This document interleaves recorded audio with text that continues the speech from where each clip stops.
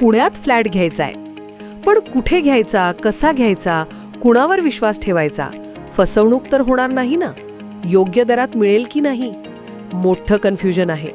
चला तर मग सर्व कन्फ्युजन दूर करण्यासाठी संपर्क साधूयात सारंग अहेर यांच्या रेरा रजिस्टर्ड ड्रीमोरा रियालिटीशी. संपर्क सारंग सुधाकर अहेर, ड्रीमोरा रियालिटी.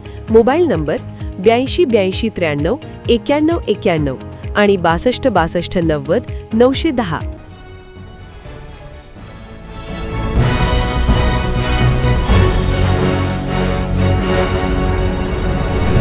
आपण पाहत आहात BCCN न्यूज. कोकडा रोगाच्या प्रादुर्भावाने मिरची उत्पादक शेतकरी संकटात. विकतचे पाणी देऊन वाढवली होती मिरची.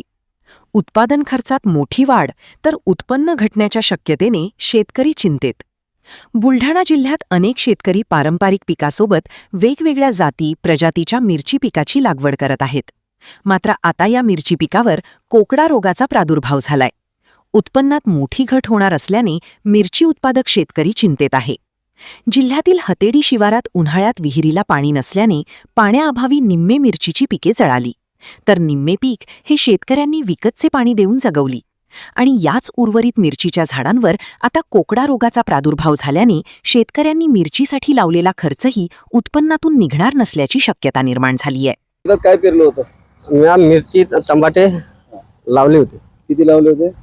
ते लावलं होतं 5,000 खोड. मिरचीचं 5,000, टमाट्याचं 2,000. किती जगले त्याच्यामधले? काय परिस्थिती? यातले 1,500 जगवले, बाकी जळले पाण्याचे अभावामुळे.